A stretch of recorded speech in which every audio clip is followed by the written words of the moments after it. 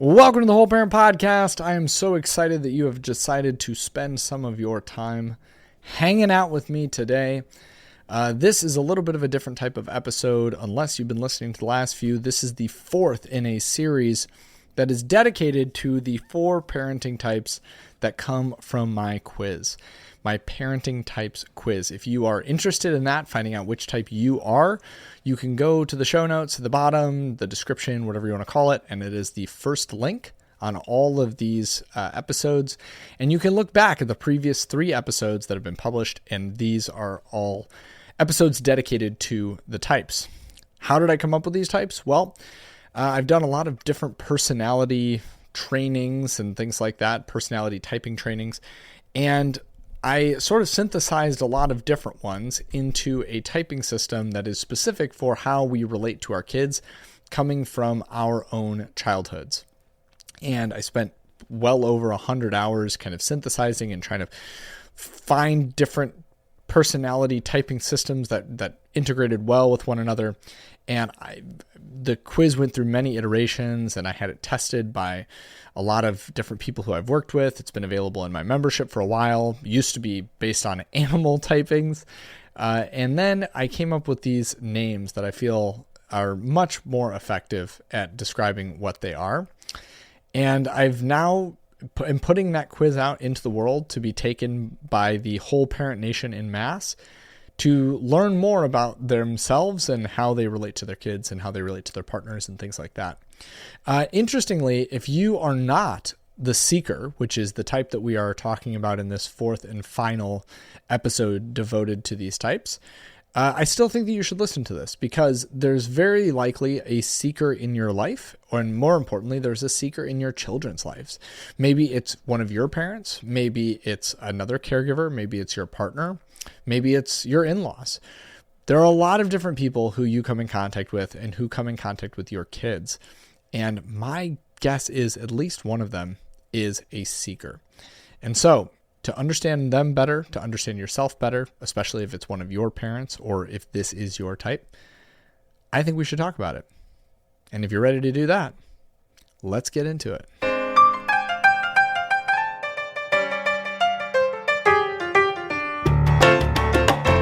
Welcome back out to the porch. Oh man, it is a beautiful day today out here as far as temperature and just quietness. It's been kind of a rough day for me personally, but I am excited to be here and diving into this episode with you. So if I seem a little bit quieter, maybe it's not because I don't like seekers. It's not because it's just because sometimes I come to this porch differently. It's just different, and I have different feelings and days. It's one of the, when I'm recording this, it's one of the darkest days of the year, and that feels like kind of where I'm at right now. It's kind of a dark day.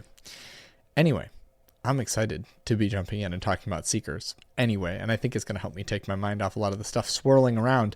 And so I want to jump in with a strength of seekers first and foremost. I've been trying to start with strengths as much as I can because I think that a lot of this stuff can come off and feel more judgmental, or it can feel more critical. And I think that that's a helpful tool for us to view ourselves through, somewhat critical lenses, to always be growing, to be transforming ourselves, to become better parents. I don't think you'd be listening to this podcast if that's not something that at least partially interested you. That said, I think it starts with understanding our strengths and how we can leverage those to balance out our struggles. And so every type has strengths and every type has struggles. Every type has what we call growth edges, places where they can grow, and places where through that growth, they can become amazing transformative parents, that they can actually transform their weaknesses to be strengths. That some of the weaknesses, as we were talking about yesterday, especially with drivers, some of the weaknesses are actually strengths in disguise if they can learn to flip them on their heads. And so the same is true here with seekers. And I want to start with the strength of just amazing, expansive curiosity and imagination. Seekers have the most kind of imagination and whimsy and curiosity. Oftentimes they, in the world of outside of parenting, they can come across as artists or performers because they they have amazing abilities to kind of see the world in artistic ways, and they ask different questions. They see the world through alternative, non-traditional paths. They resist living on autopilot. I live with a seeker. My wife is a seeker, and I've experienced this curiosity and imagination just explode in amazing ways. The things that she thinks to do with my kids, to solve their problems, but also just to give them kind of a magical childhood. We're around the holidays right now, and I think often about how parents make the holidays magical for kids. My wife does that. And it's not just like me defaulting to like, oh, well, moms always do that. No, my wife does that in a unique way because she has a real expansive ability to be curious. She just like runs towards projects with my kids, and in my home, she runs towards projects. She can see things and like from a top-down view and do amazing things. We have a children's book coming out. That is only because of her like amazing seeker abilities, that she has this imagination that can just kind of explode. And she also has some tendencies of really being able to get stuff done when necessary too. So that's helpful too. Not all seekers can do that, but she really can. And so that's kind of a good example of how a lot of these things, they interact with one another, but just because you're one type doesn't mean that you're going to be exactly the same as other parents that are also that type. And so understanding that you can see solutions that other people don't, and that you can see possibilities that other people don't, means that you're less likely to go into just kind of old patterns of parenting with guardians, with nurturers, with drivers, especially drivers and guardians. There is a real tendency to just kind of do what was done to you, especially if you feel like you turned out pretty okay and it worked pretty well. You feel like, oh, well, I was fine. And I'm sure that my parents probably did a decent job. From everything that I've seen of seekers, like that's why we call them seekers. They're like seeking out novelty and wonder and beauty and depth and realness in a real way. And that realness that they're seeking out means that they often don't just go down the same neural pathways that they were given. They are willing to question it. They're willing to do things differently. And that can come across in really healthy and adaptive ways. And also sometimes when parenting, like autopilot is kind of what our kids need because the routines are what are the most helpful, right? The guardians know this, right? That you get a bedtime routine, don't mess with it. But seekers are like, no, but what if there's magic to be had, somewhere to be sought? And oftentimes they'll just kind of go off and do things. In this way, I think that a lot of us wish that we were seekers. I think a lot of people, we don't see the drawbacks that we're going to talk about today in seekers. It's kind of the opposite of drivers, where a lot of people look at drivers and they go, ooh, I don't want to do that. That looks a little tough for me. I don't know if I want to be that kind of parent. A lot of people look at seekers and they're like, oh my gosh, you see how that parent just like made that experience so magical and amazing, and they just like really went above and beyond. I wish I was that kind of parent. Yeah, so do all of us. We all wish that we were seekers at some times. Like that's okay. And so as we get into the pillars of what makes seekers, and those come with challenges, and we talk about some more of the strengths, know that if you find yourself listening to this and going, oh man, this is me, and this is so hard to hear because yeah, this is me, and I just avoid hard things, and some of the other kind of common things, escapism, that comes with seeker kind of mentality or characteristics. If you see that and you go, oh man, I'm so bad, just understand that like your strengths, as with all of these, your strengths greatly outweigh your weaknesses. But that thing that you focus on is going to be the thing that feels the most dominating. And so if you focus on the negative parts of this being a seeker, if you focus on the negative parts of being any of the types, you will feel negatively about it. Versus if you focus on all of the places where you can do amazing things because of your natural inclinations towards ways of living and being, I think that you're going to have a really amazing time as a parent. And I can tell you, as someone who lives with a seeker and as someone who watches their kids grow up with a seeker, my kids absolutely love my wife and the magic that she makes for them and the way that she can make them feel. And so I want to get to pillar number 1, and that is safety through freedom and escape. And so here we're using 2 terms, right? And this is we've been doing this in all of them where we say safety through, right? Safety by means of, and worth by means of. But the big one with seekers is that there is simultaneously this desire to be like a wandering spirit, to go out into the world and just say, you know what, hey, all that structure just feels constricting to me, and this predictability, just like kind of the daily drudge of going through life feels suffocating, and like all of the commitments of life, they just feel like not good to me.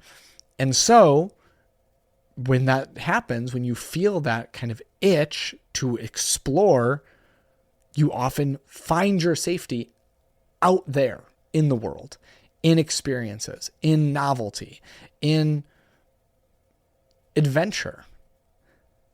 The problem is you can also find those same types of freedom or that same safety through distraction or just constant movement or obsessing over possibilities. And in this way, a seeker, when done in a healthy way, seeks freedom and adventure and exploration when they're not in a good place. But they're just as likely if they're in when they're in a good place. Those are the things they seek. They're just as likely when they're not in a good place to seek escape.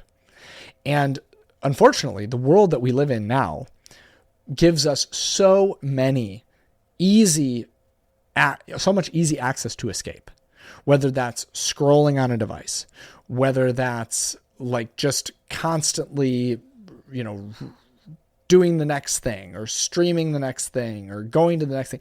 Like escape can be at your fingertips now, where maybe in generations past, seekers really had to go out into the world and adventure, and it probably was good for kids to experience that. Now, these moments of monotony and mundane life, and sometimes big emotions, and we'll get to that, can be reasons why you just want to go bury yourself in your phone. And that's not a healthy coping mechanism for any of the types. It's not a healthy coping mechanism for anyone. It's just that seekers, and this is true of all the types, but seekers especially, will find themselves going to that more and more and more. And it's because of that experience of kind of like this constant dopamine drive. They're not always adrenaline junkies, although they can be, definitely. They're not always adrenaline junkies. They're just kind of like novelty junkies. They're just looking for those interesting experiences that make life feel magical. That's why they're seeking all the time. And the other piece of this too becomes that responsibility feels like a cage.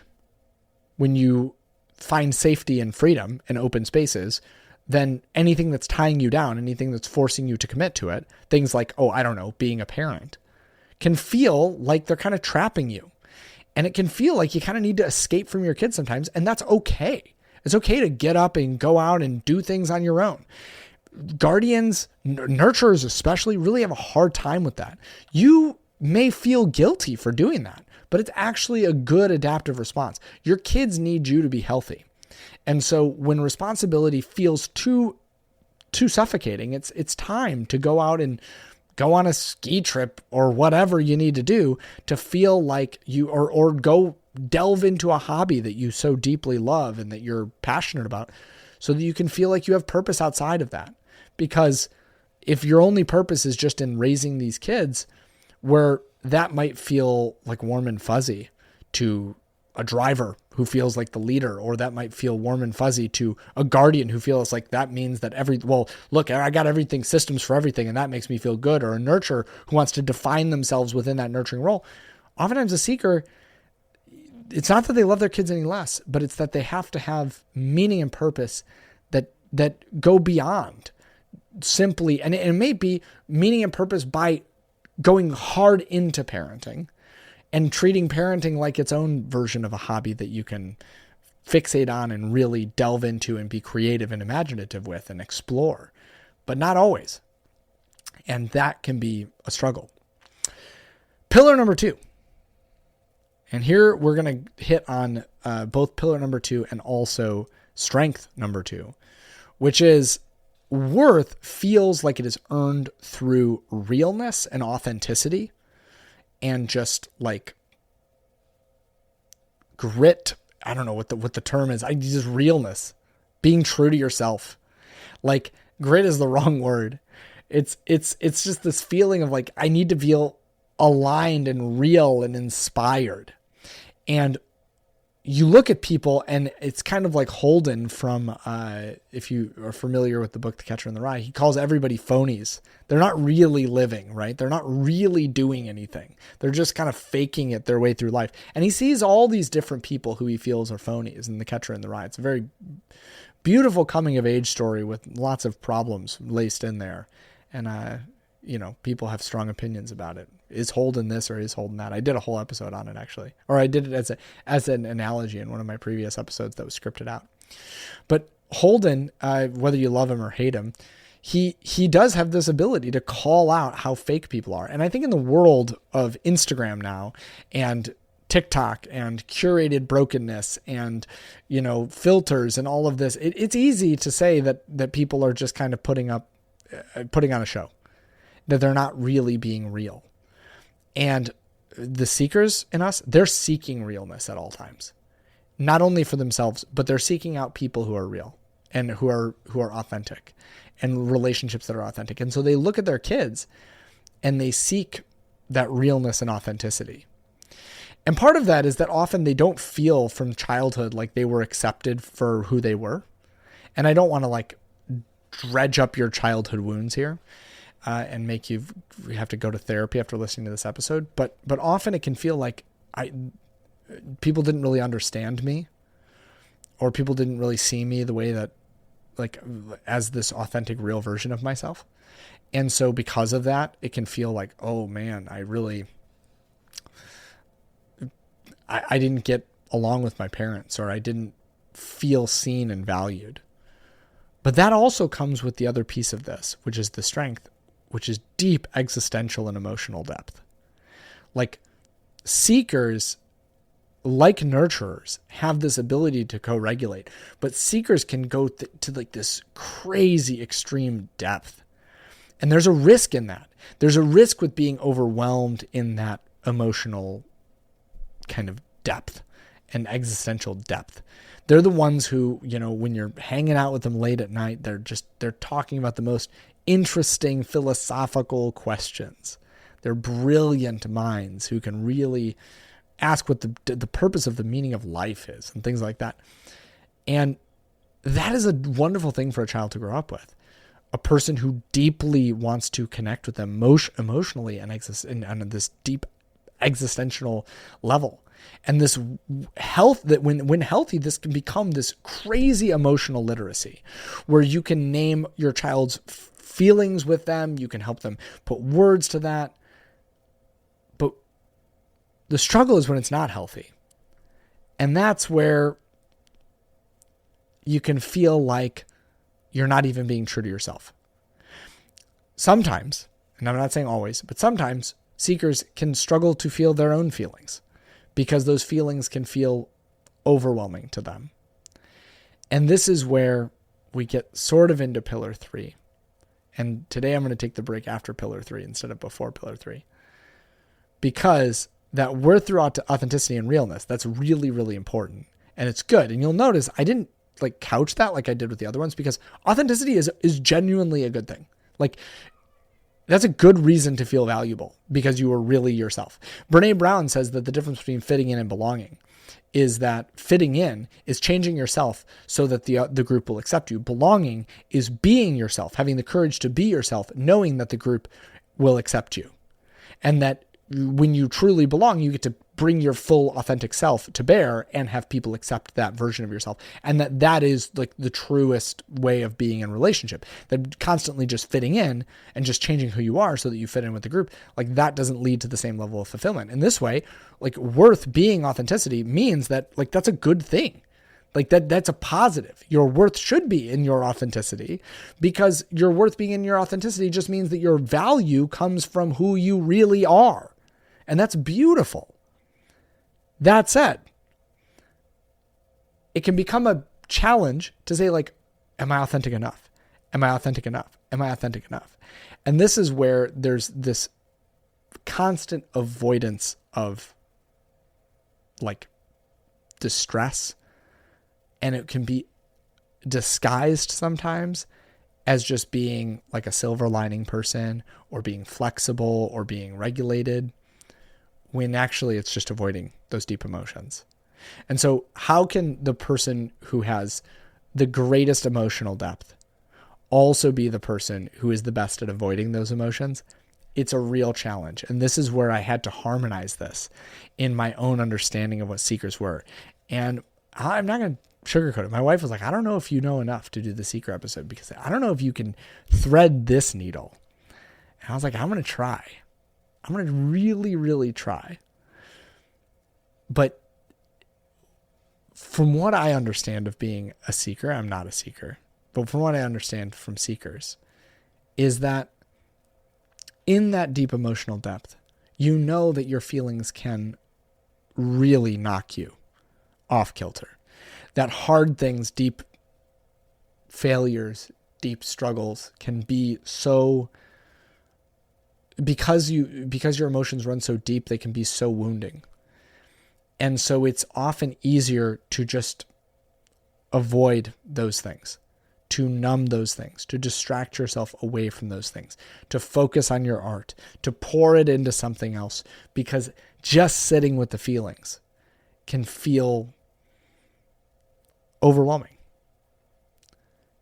And with this crazy thing that we call parenting, where we are constantly practicing this personal differentiation and also this enmeshment with our kids. I talk about this a lot in the book. I have a whole chapter on enmeshment and becoming conscious of our enmeshment with our kids. When they bring their big feelings to us, those can feel overwhelming, and we can feel like, okay, look, the way that I have dealt with these distressing things is by avoiding, is by just going out and making, having a great time. There can be a tendency and a proclivity here for some numbing, like substance abuse stuff with seekers, where it's like, yeah, I don't want to think about my problems. I just want to drink about my problems. Right. And oftentimes that can be rationalized. And this is where, again, pillar 3 is the avoidance the avoidance of like difficult, hard feelings is disguised as flexibility, or avoidance of even your own constraints can be disguised as flexibility. You often won't feel like you're doing that. You will just feel yourself being easygoing or non-controlling or adaptable or easily, go with the flow. And probably other people are willing to like lean into that with you. They're willing to say, yeah, you know what? You are go with the flow because you're an adventurer. You are. That is true to an extent. But when your fear is there, when you're running up against something that is actually distressing, that is causing those deep existential vibes in you that can pull you off kilter, that flexibility just becomes non-commitment. And so you drift instead of making choices, and you delay instead of anchoring yourself in a choice and just kind of going with it. And you keep your options open to avoid feeling like you're stuck. And often life is just climbing up a mountain towards a goal with your kids, like potty training, or like something terrible that's coming down the pipe, or some struggle that is on the horizon. Teaching your kid to read. Like, there are so many pieces of parenting that are just kind of slogs that you just have to kind of grind through. And often the grind is just so challenging for the seekers who are always wanting not just to make things feel good, but they want to seek novelty, and they want to seek joy out in the world, and they don't want to do boring stuff. And so instead of like just doing the potty training thing because it's just got to be done, or instead of just, locking yourself into starting whatever program with your kid, like, you don't, because you don't want to feel that feeling of like, I've locked myself into this. And so at its most positive, your flexibility is going to be one of the most adaptive parts of what it is to be an effective parent. Your ability to pivot and go with your kids and follow their lead. Things that drivers, as we talked about yesterday, struggle deeply with, just following their own kid. Like, following your kid, you might find that really, really easy, but you're going to have to follow them through the mess, and through the peanut butter, and through the grind, and through the grit, and not pull away. And that's going to be tricky. Let me take a quick break, and then we'll be back with pillars 4 and 5.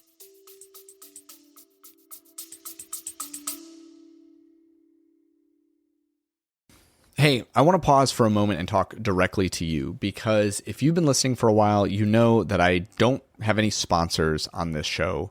I have done very few ads. I take the ones that I get. But the truth is, this podcast actually costs me money to produce. It takes time. It takes me getting childcare. It takes equipment. And it's something that I do genuinely because I believe in helping parents feel less alone and more supported. It's like social media videos that I make. I don't make money off of those. I don't make money off of my email list. And so if this podcast or any of those other things has helped you have that moment of like, oh my gosh, I'm not failing, my kid's not broken, I can actually do this, and have that confidence to parent consistently with brain-based techniques or evidence-based strategies, I want to gently ask you to consider supporting the show on Substack. It's completely voluntary. There's no paywall. There's no real exclusive content that you're missing out on. It's just a way to go in and make the podcast sustainable. Think of it like tossing a few dollars in a hat for work that matters to you, for conversations that you want to keep alive in the world. If you're the type of person who puts $1 or $2 in a tip jar of a barista that you really like, if you're the type of person who throws $5 in the case of somebody busking that's playing music in the subway, this is that. Except you're doing it online on Substack for a podcast that I try and put out basically 5 days a week, which is a huge undertaking. Every single one of you who chooses to contribute actually makes it possible for me to keep doing this work week after week, episode after episode. So if that's something you want to do, the link is in the show notes. Again, it's on Substack. And truly, I want to thank you just for giving me the time and attention to even consider this. It is the reason that I am able to keep doing this. All of the money that goes into the podcast basically just gets put back into producing the podcast. I do this because I love it and I want to get back to doing that. And so that's the end of my little pitch. Please, please, please consider it. I love doing this work. I love making these episodes, and I want to get back to doing that right now.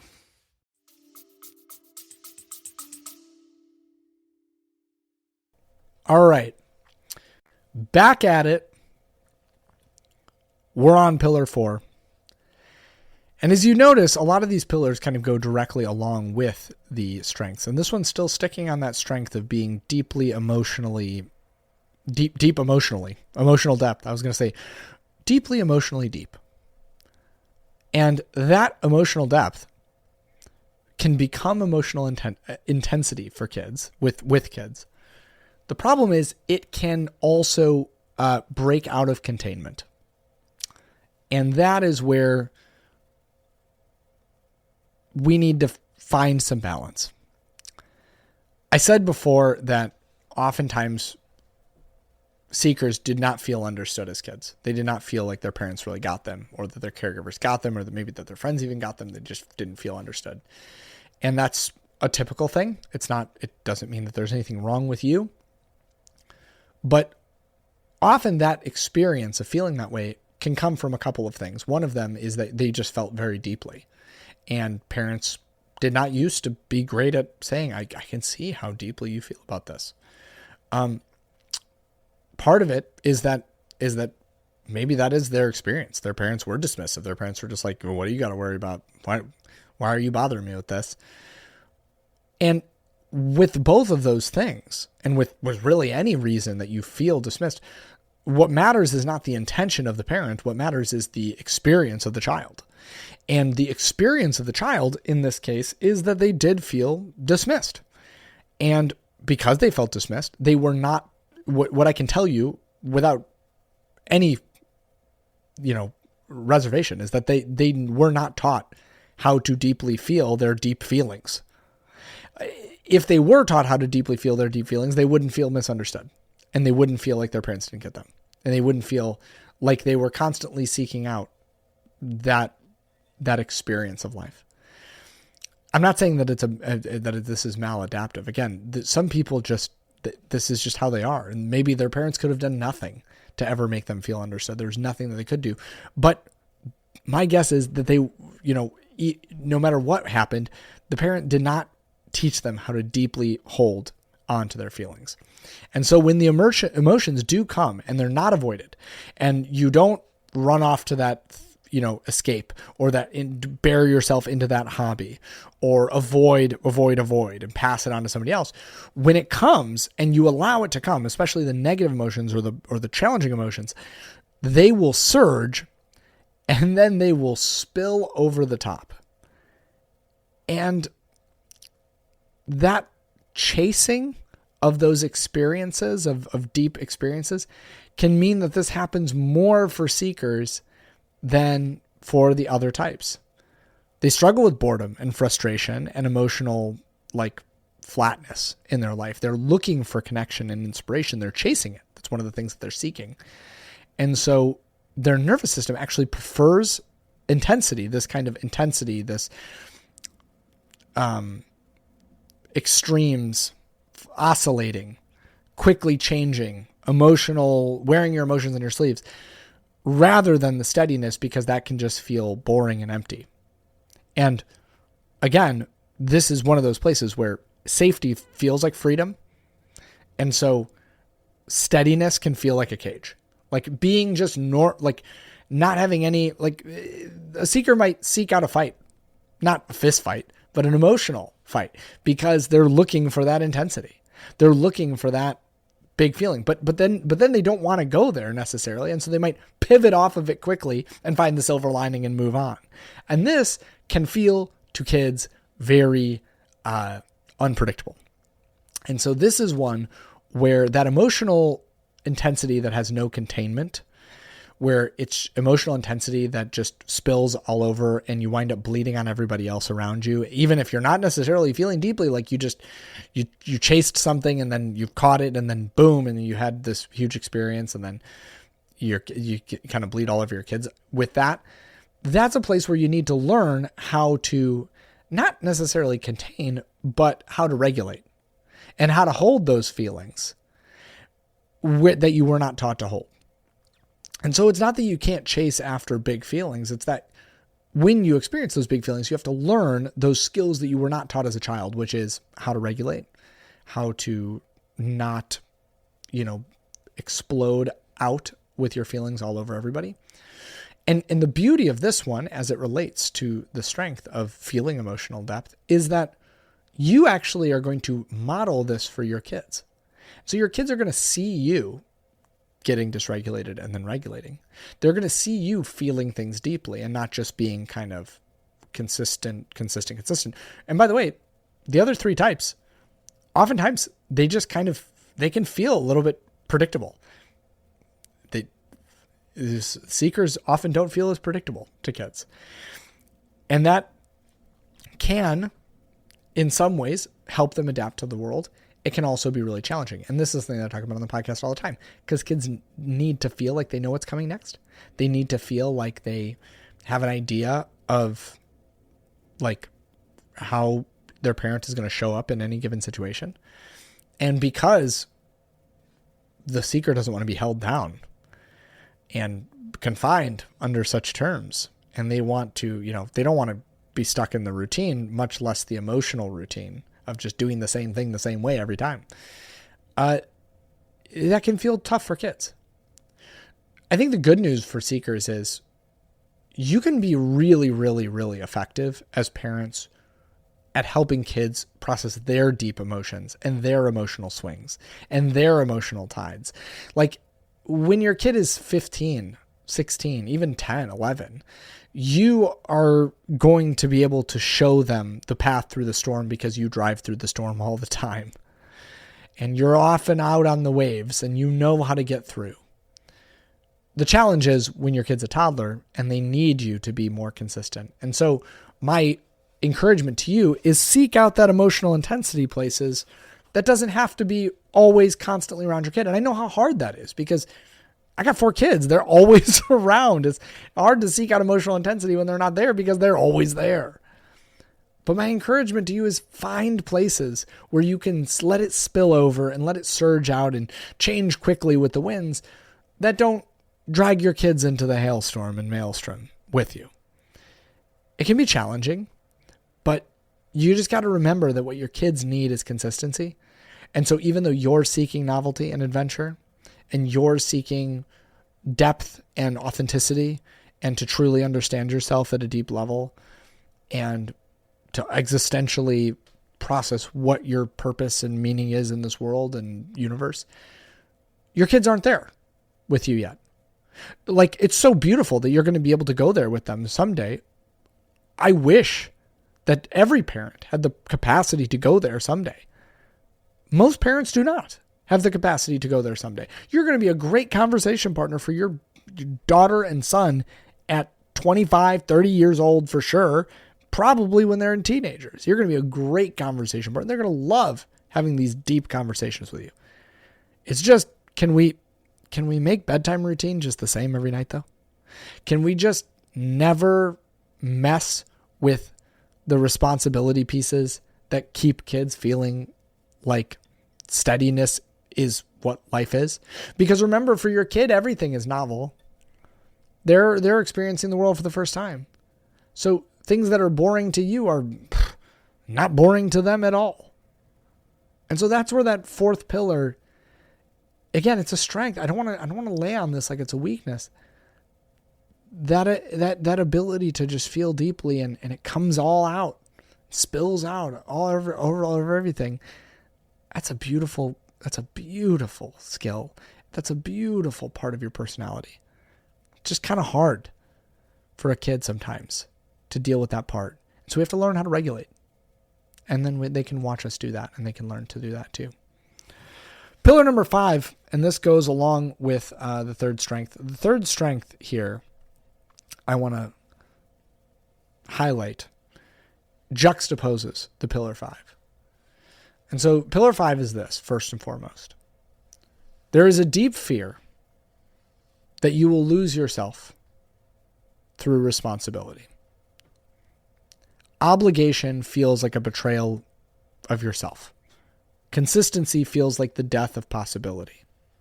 In this way, seekers are not so worried about getting kicked out of the tribe like the rest of us. They are often worried about seeing the tribe, like making the art for the tribe and like having the adventures for the tribe. And they see that their value is in being truly true to themselves. And this is not selfishness. This is like self-love. And also I've never known a seeker to not want to take you along with them on this journey if you let them. Like, yeah, maybe they want to try skydiving, but they love for you to come with them. They want to just like, my best friend is a seeker too. They might want to just like throw you in the back of a taxi and take you to Machu Picchu, but like, or jump in the back of a taxi and take you to go to Machu Picchu, but they want you to come with. Like if they're going to drive across the country, they want company. They want you there too. It's not selfish, but it's like there. And that's where this final strength comes in. if they can move through that fear of being held down, then they can see that they can truly be present through freedom and be present with people wherever they are. So just like a seeker doesn't want to be held down by their own responsibilities and obligations and what people are placing on them, they don't want to place those obligations on others. And this is massively important, y'all, if you're a seeker, in how adaptive this is for your kids. Kids need to become their own unique selves.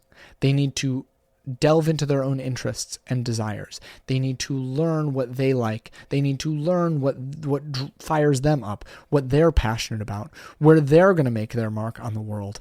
And one of the biggest problems that parents have, again, I wrote an entire chapter on this in my book about personal differentiation and becoming conscious, is this idea that often we live vicariously through our kids. We want them to be just like us.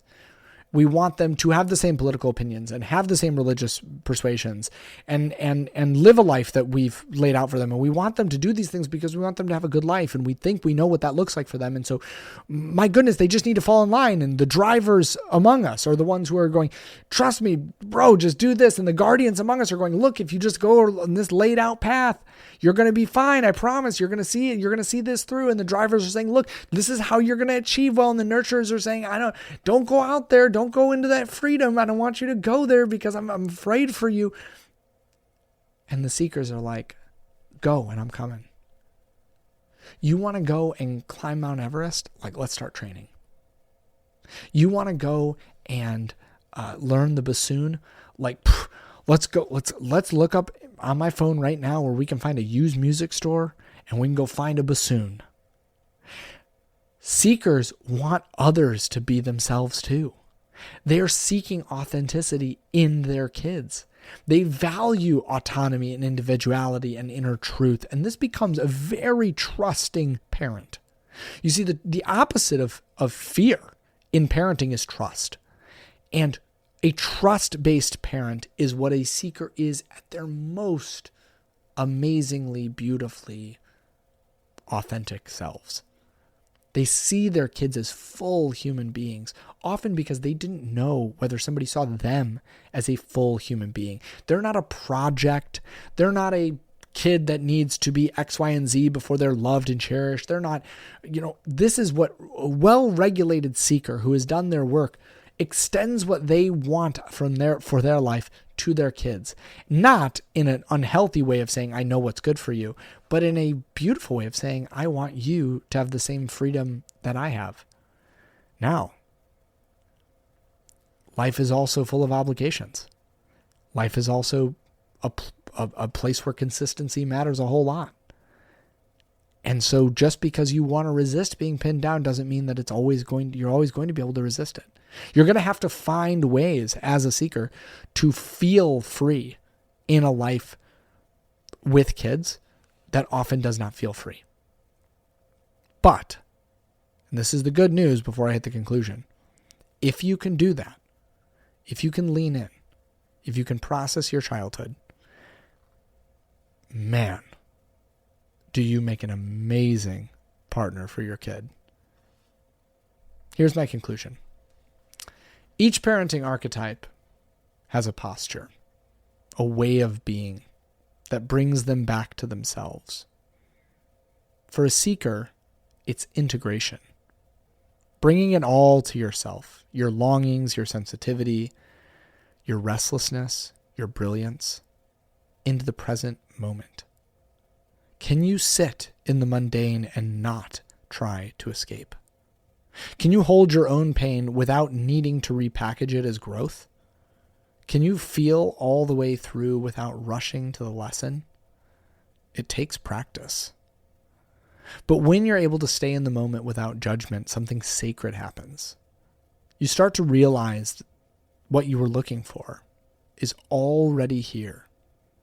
Not in its final form, but in its hot, messy, holy, ordinary, middle-of-the-road moment kind of connection. When your child reaches for you after a tantrum, when you make eye contact during bedtime, when you laugh at something that surprises you, you both feel seen. That's it. That's the authenticity you were chasing. Not a perfect family, not a polished identity, not an idealized version of you. Just this. You are a seeker. Your child doesn't need you to find the right path. They need you to walk the path with them. Even when it's winding, even when it's wild. Even when it leads you deeper into your own unfinished story, because here's the truth. Your unfinishedness is not your flaw. It is your gift. And if you can learn to enjoy, if you can learn to stay right here as you are, your child will learn to stay too. Nothing has to be perfect to be enough. That joy or completion and love doesn't live in the future. It lives here, in this breath, in this room, in this sacred, messy moment with you. Catch you in the next one.